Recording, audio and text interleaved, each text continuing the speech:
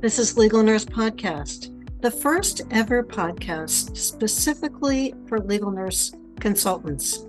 You'll learn tips, tricks, and strategies that you can use in your LNC career. If you'd love to hold a book in your hands that you helped to write, be sure to pay attention to the information that I share with you during this show.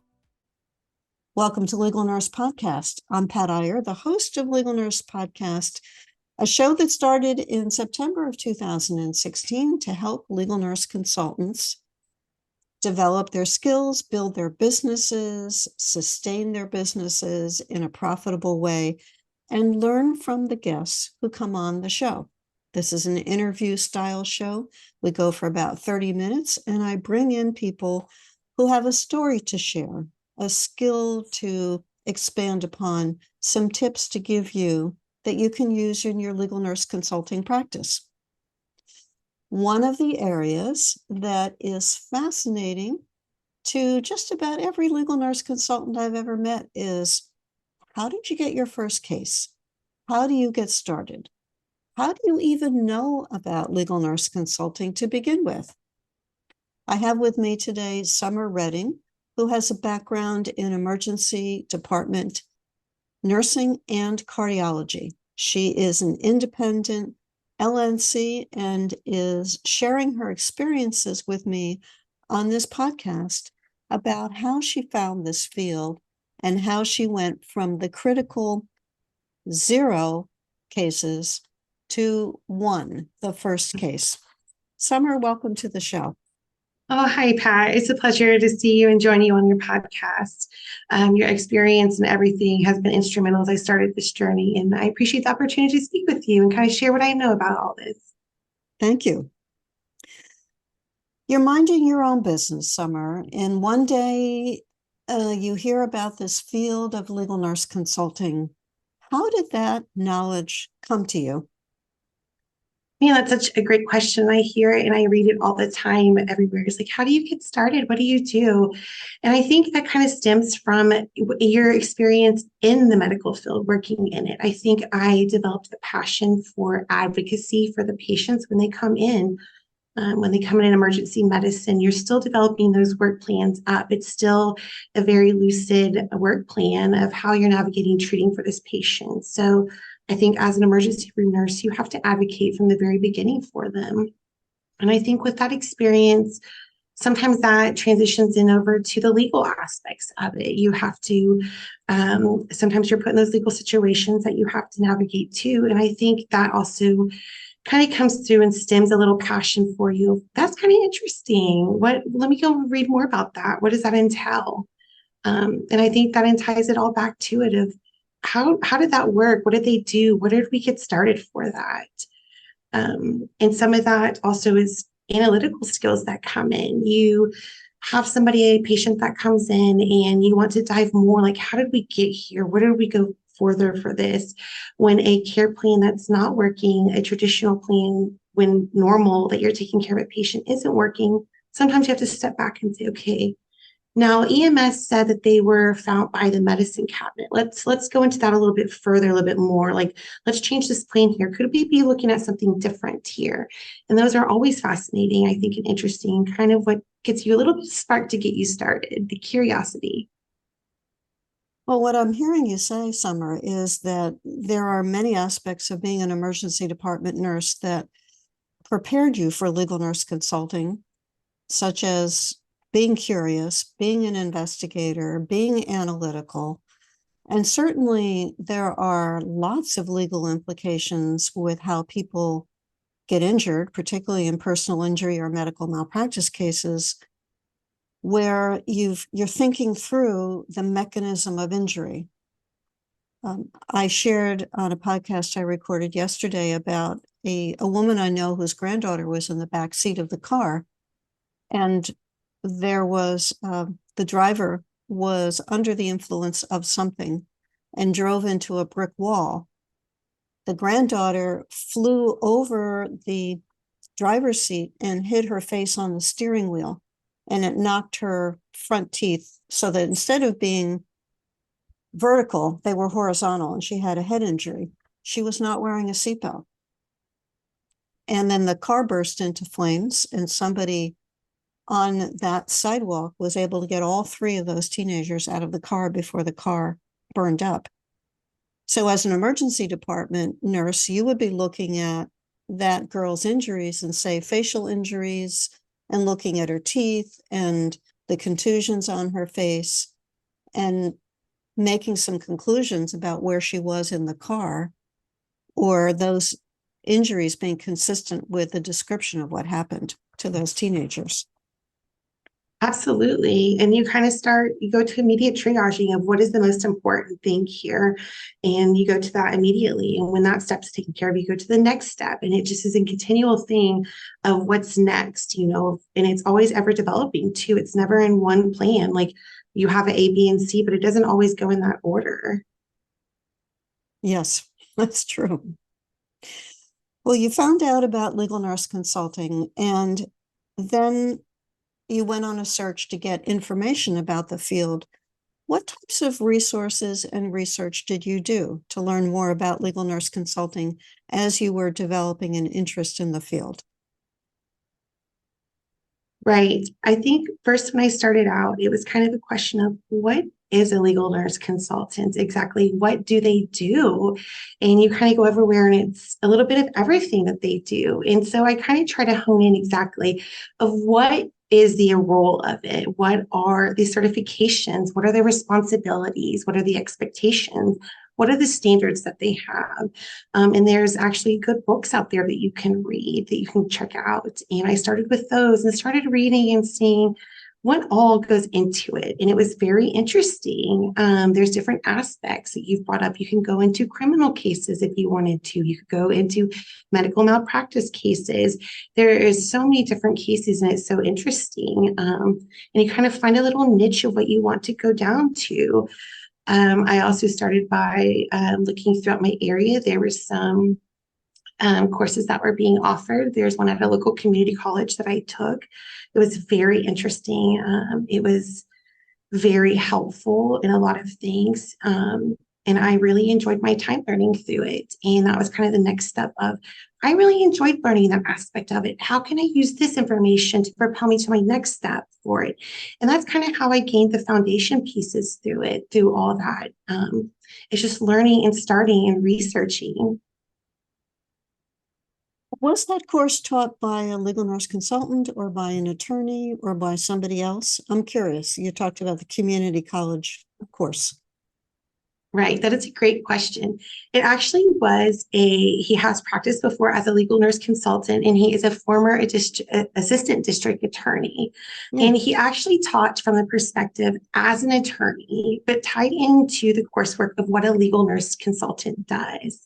So in that aspect, we know a lot about medicine, or I say we as nursing professionals, we know a lot about medicine. But, I necessarily didn't know the aspect of law and the order that it's ran and what type of cases there are, and what exactly do attorneys need and what do they look for.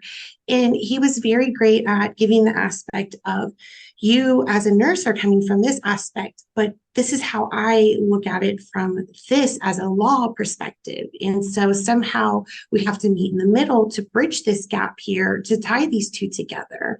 And it was just like, oh, okay, I understand what you're saying. And it's also been a huge learning curve for me of realizing that attorneys necessarily don't know medical terms. We think that they understand basics in some things, and they don't. And that's also another challenging aspect of, how can I take this report that I completely understand in these terms and not only explain it to him, but allow him to learn it in a manner that he can go use it as to fight for his client in a manner that he can do it confidently. And that's also been challenging too, and fun. Yeah, you bring up a great point, Summer, because it is tempting, and I see this in inexperienced legal nurse consultants, it's tempting to talk using the charting terms, the abbreviations that we're very comfortable with, and yet are completely opaque. At least some of them are completely opaque to attorneys. The more the attorney handles medical cases, the more they learn, there are certain aspects that become second nature for them. I would joke with one of my attorney clients because he learned prenatal testing. He did a lot of prenatal testing cases where appropriate testing was not ordered in the appropriate part of the pregnancy. And then the baby came out with this catastrophic issue that could have been prevented or could have been detected, and at least given the family a decision about whether they wanted to continue the pregnancy. Now, this is pre all of the controversies in the United States about abortions and whether they should be allowed. This was many years before that was not even a concern. And he would joke that he knew the prenatal testing, he could manage a normal woman's pregnancy. So I said, look, I'm not going to have any more babies, but if I had another baby, I want you to be involved in ordering the right tests. And he said, I could order the tests, but Pat, don't ask me to do any of the rest of that stuff. I don't want to see anybody's legs up in stirrups. No, thank you. No, thank you. So he knew prenatal testing. Mm-hmm. But if he had a case involving cardiology, he would have been calling for help to say, all right, what's the significance of this 12-channel EKG and what do I need to know about this arrhythmia? So an attorney can develop deep knowledge about a particular field of medicine. I've had my clients tell me this, but then they get something else, or 3 years go by and they get another case and they have to relearn the medicine again in order to feel comfortable, or call in a legal nurse consultant and say, hey, help me shortcut this. Tell me what I need to know.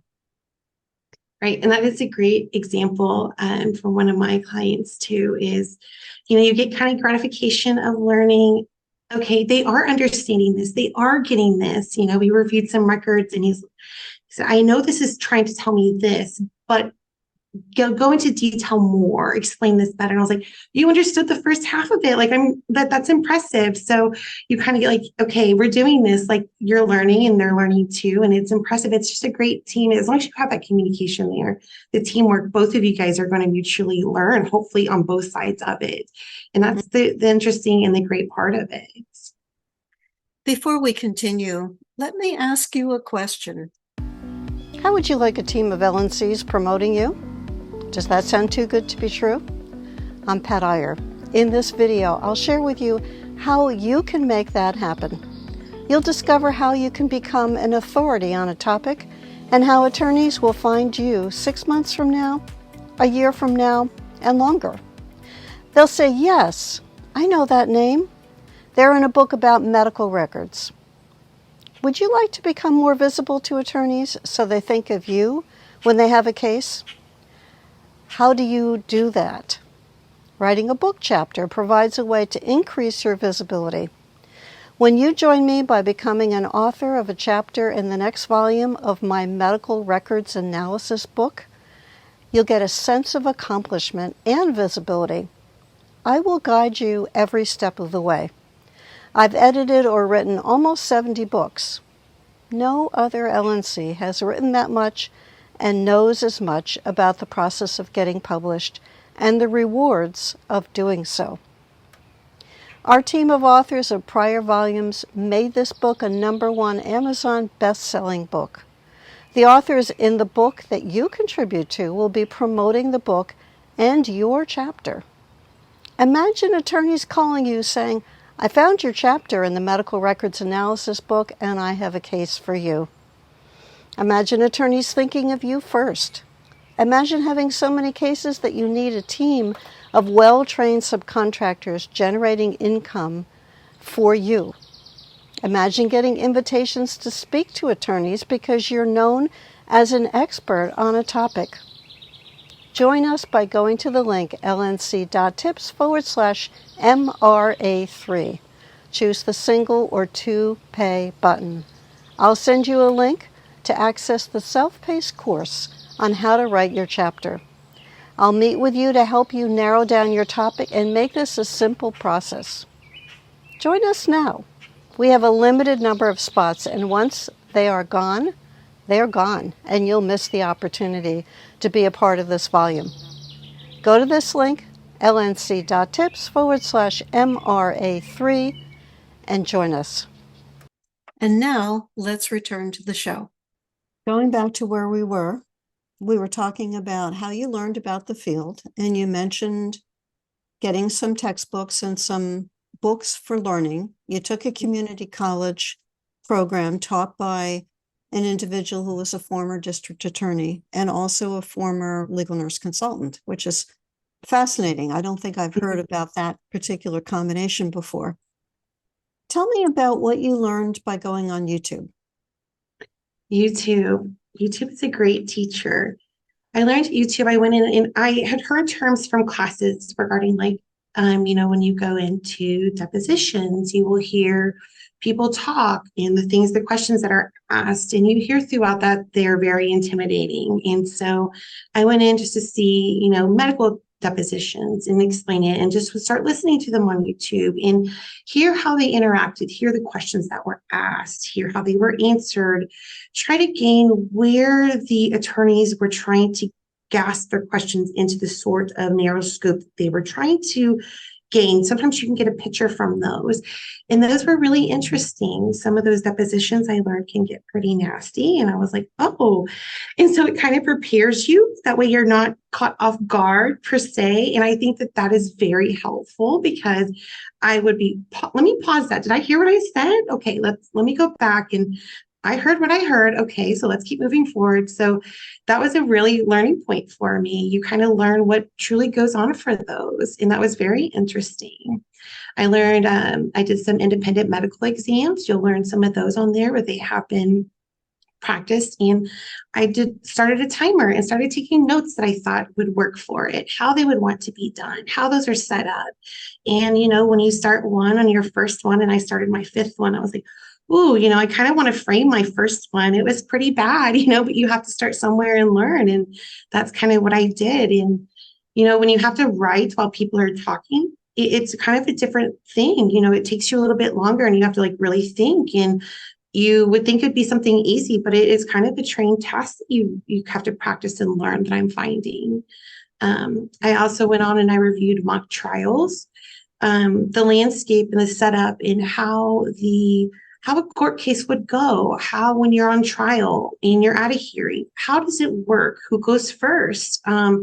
Those are things that I wasn't very sure of, and I wanted to find some more education on how it worked. And so I would just sit and watch mock trials go, how the questioning arguments went back and forth, and how it was set up, because it's not the same like you see on TV on Law and Order. It's very different.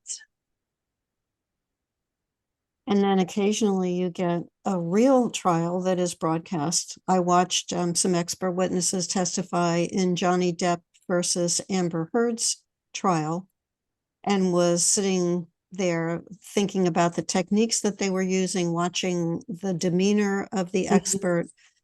That was fascinating, because it was, for me, I love to read books. John Grisham and his books with courtroom scenes, or other books with courtroom scenes. You can learn so much by reading a novel that's written by an attorney that reflects accurate information in terms of what happens in the courtroom. Not all of it is the person who's found at the last minute bursting through the courtroom doors like, here, I've got some important testimony, and we just found this expert or this witness 2 days ago or last night. That doesn't happen very often in real life. But it is fascinating to watch how people will use their skills in testifying. And as you found by going on YouTube, you saw examples of that. Now, let me ask you, all right, books, course, YouTube, somehow you went from 0 to 1, Summer. Tell us about that first case and how that happened. So the first case, I think networking is a huge part of it. Networking yourself, putting yourself out there.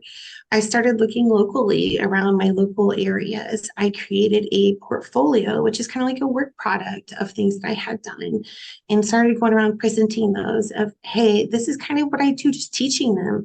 I am learning when I go locally just to sit down and talk with them of like, hey, do you have a second? Can I bring by coffee? Can I talk with you a minute? I'm learning that afternoons are usually better, a better time for attorneys. They like afternoons, and they kind of learn like, tell me what you do again. They're kind of confused by it. They sometimes have never heard of a legal nurse consultant, and how can you help me is the biggest question I get. Tell me how you can help me.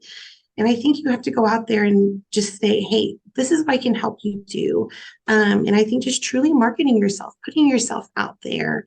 And from the first one, it came to a local attorney reaching out and saying, hey, I have this case. I'm kind of confused on it. Would you like to look at it and see if it's something you could help me with?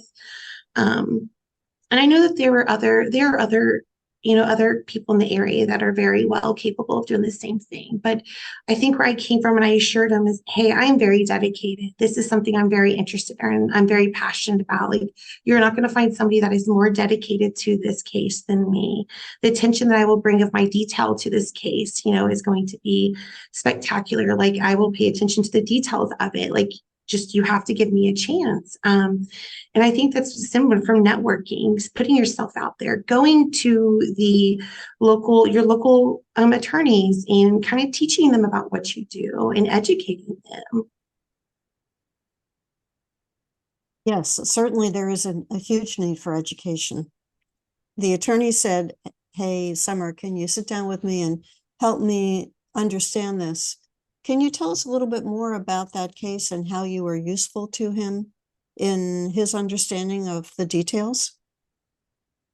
Right. So that's a good question. So some of it, we sat down with a bunch of medical reports that stemmed over about 8 years that ties into a case for him. And he wanted to use that as part of his stance, of a defense stance. And so when we brought those cases in, it was kind of a, where do I go? How do I create this to be a picture of a problem? And he was just confused because when you bring in 4 boxes of papers that, they don't even know where to begin. So it was, how can I create a picture? Can you help me create a picture or a story out of these papers? And it became into a fascinating, just a timeline of events. And it was fun and a lot of effort of going through those papers. And I will tell you some things that I learned along the way is, I think my number one thing, Pat, that I learned is, man, are they written documents or are they electronic documents? That's like a big factor in reviewing records that I have learned. And so that was just the fun part of, hey, can you look at these for me? And that's kind of how it developed, which is continued communication. And that case kind of turned into another case. And so it's been a fun client to have. And I've learning from him. Now that you're on the inside, whereas before you were on the outside of the field, what do you find are the most appealing aspects of being a legal nurse consultant? I find the most appealing aspect for it to be finding closure, and whatever aspect that may be. Coming from emergency medicine, you necessarily don't always get that closure. You're running from one ER room to the next ER room, and what you experience in one ER room kind of stays at the door before you enter the next ER room. And you necessarily don't get to find that closure, or you don't get that follow up. And so in some of these cases, I have found where patients find that closure, whether, it may be for the good or for the bad, they still seek that closure. And I think that has been very rewarding, a very rewarding part that I didn't maybe know that I was missing in the ER. And I find that to be very fascinating and something that I really learned about this. Yeah, that's a great point. Because depending upon your role in the legal system, you could do something like screening a case for merit, determining there was merit, supplying an expert, and then never hearing again what happened with that case. Or you could be working behind the scenes with an attorney for a period of years, as I'm currently doing. I've just finished 3 years working on the same case, which is the longest I've ever worked on any single case. and I know every aspect of that case. Whereas when you work in the ER, you're right. It's a quick turnaround. You might see that same person come back, but probably not, hopefully not. So you don't have that continuity of knowing how the story turns out. Mm-hmm. There are many legal nurse consultants, Summer, who enjoy aspects of the field. What advice would you give to somebody who is back where you were before you started getting cases, and you are framing a picture in your mind about what this would be like? What pieces of advice would you give a person who is interested in the field and is not sure if it's for them? I would I would say YouTube has been a great resource. I learned so much from going on there and learning about those things that I probably would have never thought, questions that would be asked. And I learned that maybe those, I really like the aspect of the courtroom. I loved that part of it. I thought it was very interesting. I know that that is not the same for other consultants when I have met and talked with them. There are some consultants that I have made good friends with that wouldn't do not want to step anywhere near a courtroom. Please do not put them near a courtroom. That is not what they want to do. And I think that that's fun. And you get to where you kind of network. And I think that is the biggest key that I would advise for people is network, because you may not want to go into that courtroom and step in, but your other consultant that has you in mind, that knows that you do good work, they may give that case, say, hey, that's not what I really want to do, but let me reach over here to this consultant. They're great. And you may enjoy something that they may have, that you may have a case for them. And that I think is an important part of networking, is that you're here to help for everything. And if you find that niche that you love and you find something that maybe you want to help somebody out, that it's not something that you're just so passionate about, you can reach over to another consultant and say, hey, I have something. Would you be interested in this? So always keeping your door open. And networking with people who have the background and experience that you lack is a great strategy. And it also expands your services as an LNC, because you can say, I can review that ER case, but I'm not comfortable reviewing that dialysis case.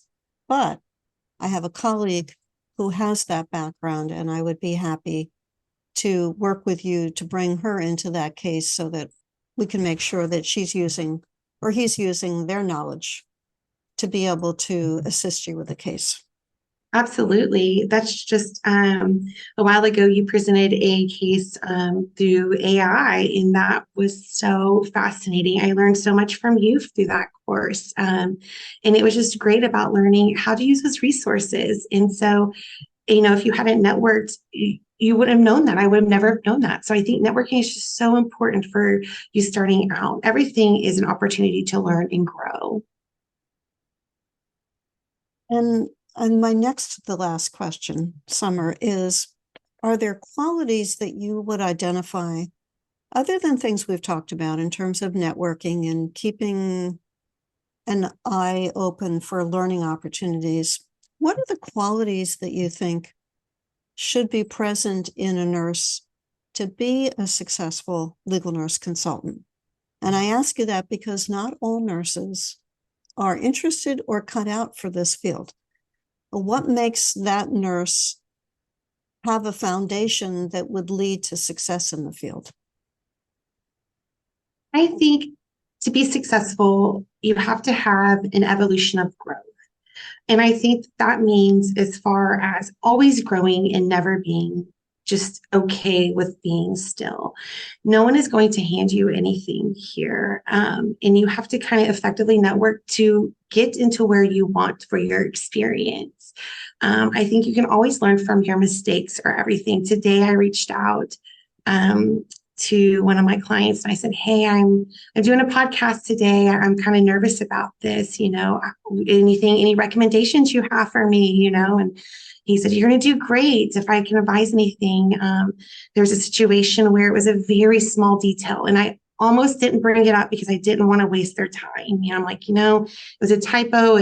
I think he meant that, but it didn't set right. And I was like, hey, I know I don't want to waste your time, but this may have been a typo over here. I just want to go over that with you. And it turned out it wasn't a typo, and then learned into a big chain of events. And so he said, just the small things, even if you think it's not, that detail is a detail, whether it's small or big. And I think that's also a good piece of advice too, is any detail is a big detail.